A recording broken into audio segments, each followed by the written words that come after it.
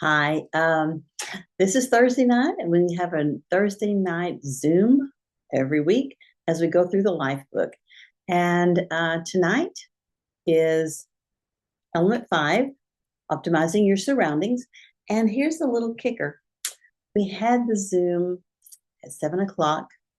Didn't have very many people on. We had a lot of people that were out with sickness and different reasons they couldn't be on, but I forgot to record. So I'm going to do a quick review because this element is about me, you, me, whatever. It's all of us.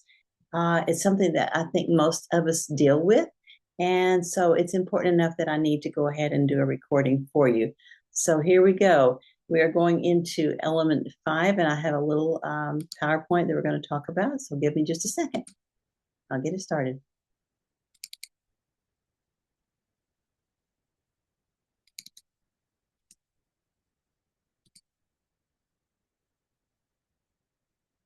Okay.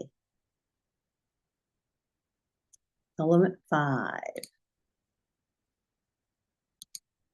And here we go. All right. Now, slowly, I'm getting it all together here. Element 5 is optimizing your surroundings. And the first thing we want to talk about is the fact that when you're optimizing your surroundings, first of all, you think about your relationships with the people around you. You must have relationships with and companionship with people. It's crucial to have your best health. People can get healthy and be loners, true. But Dr. A himself says, I'm going to read a sentence to you. People that lack these fundamental human relationships of companionship and connection are at a 45% greater risk of dying early. That's not something any of us want to deal with. So make sure that you have good relationships and that you are nurturing those relationships with your people that you are with. And if you don't have a lot of friends, go find new friends, make new friends, go to a new club, start something new, whatever it takes to get some community support for you so that you're not alone. All right. We're going to also talk about something that we talked about back in element 3 and in 4 when we were talking about the lizard brain, the Labrador brain, and then the thinking brain. And to stay above the line, as these two pictures are showing, you must have the thinking brain engaged. Otherwise, you're down on the bottom, and the lizard brain or the Labrador brain, whichever one you want to call it. I'm going to call it Labrador. They're cuter. When you're doing that, it's what we used hundreds of thousands of years ago, whatever, way back in ancient times, where you had to have that defensive mechanism in place because of danger, because of the fact that you had to be alert to everything around you because of the situation you lived in. So now that we have less need for that, people are still using it.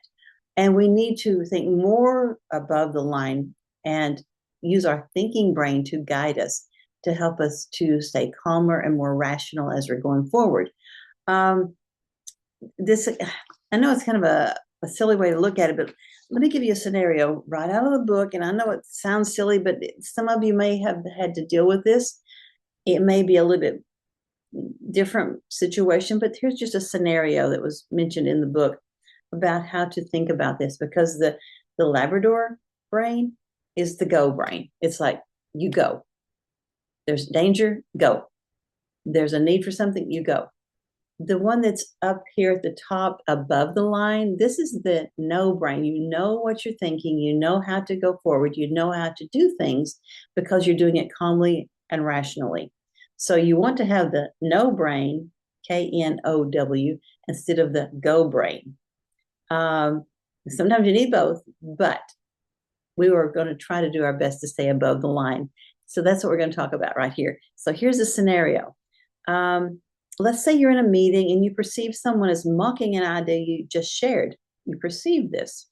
Your go system is activated and you want to tear this guy's head off because he's putting down what you just presented. You get some aggressive language going. Your face gets beet red. You have a threatening body position. After work, you toss down a few drinks and you don't even think about it because you just cannot calm down. And then later on, you find out that his comment had nothing to do with your proposal at all. It's just like you didn't even think because you weren't paying attention. You just immediately went to the go brain. This is against me. And it basically ruined your day and you kind of showed out.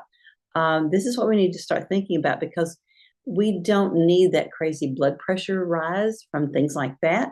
You don't need the alcohol afterwards when you're tossing down the drinks because you're mad. You don't need that. And what about the relationships that you messed up because you were using aggressive language and body posture and all that stuff? Those are the things that, well, like you could even lose your job if you did this in a meeting. So there's so many things that you can think about that it's just not the thing we need to do. The go brain is not the best. We need to have that no brain where you're thinking, using that knowledge. So what we want to do is go back to what we talked about in element 3 and in 4, the stop, challenge, choose. It's not just about food and eating right.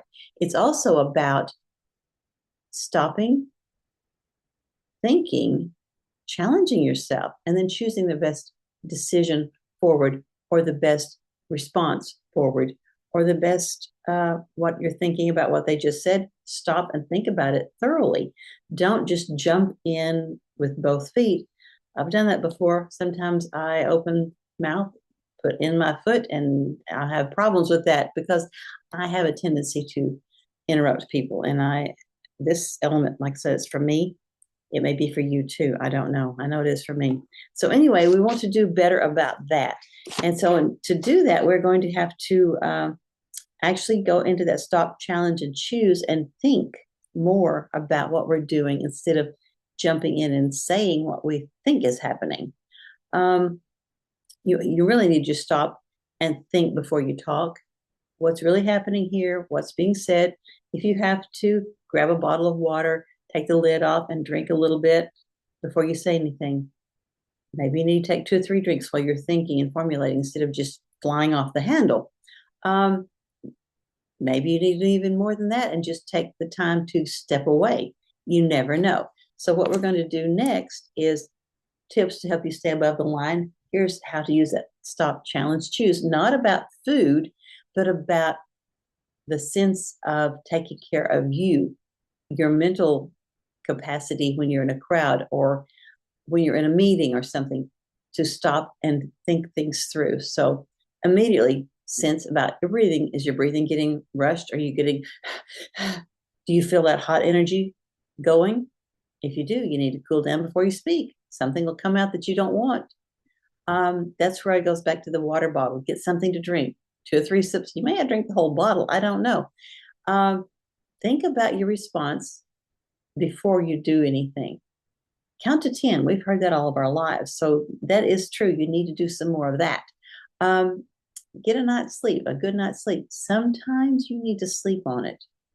Give it time to sit there a while. Don't jump in and spout something out.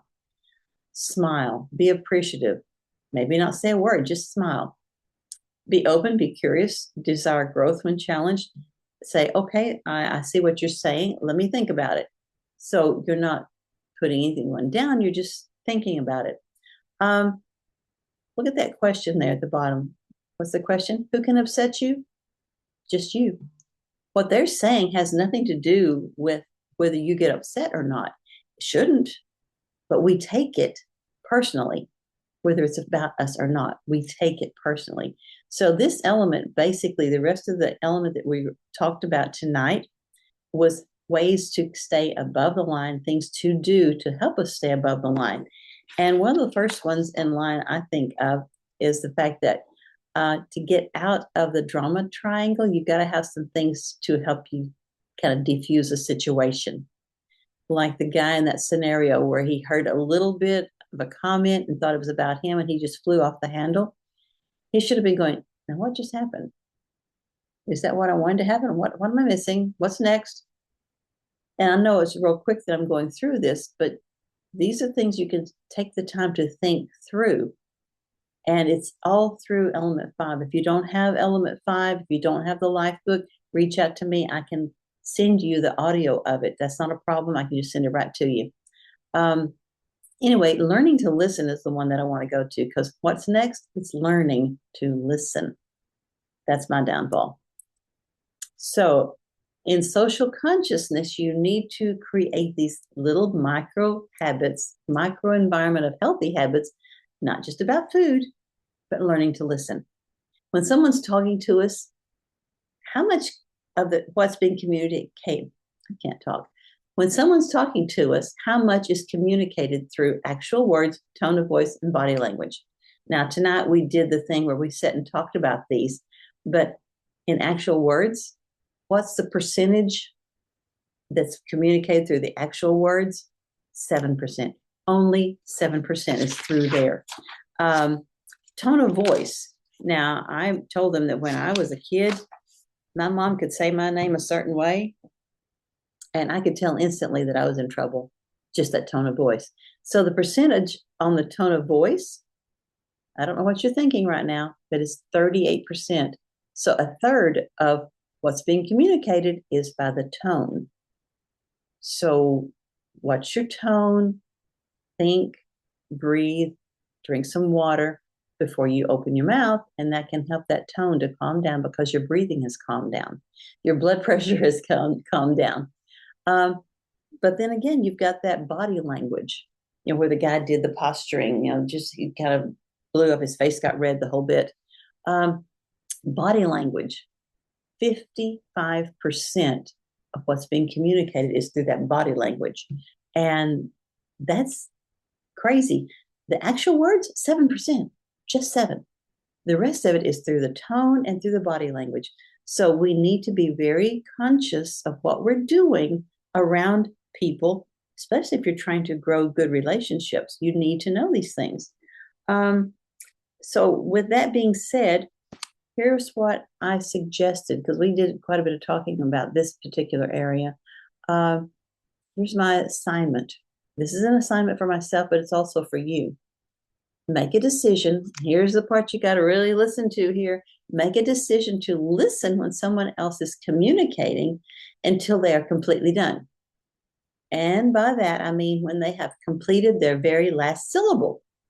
Don't even start thinking about what you're going to respond. So let them complete their last syllable before you even start formulating what your response is going to be. Strive to listen, to understand, so that you get the person you're talking to and can appreciate them as a fellow human. And then replay what you heard them actually say. Maybe restate it in a question. Did I hear you say it, blah, blah, blah, whatever it is? Or just replay it before you say anything. Don't jump in halfway through, that's me, and try to finish your sentence. Don't try to jump in because you know what they're going to say next. Don't already know what you're going to respond before they finish, because they may change mid-sentence with the rest of their thought and you're completely off. That's me too. So that's why I said this is about me.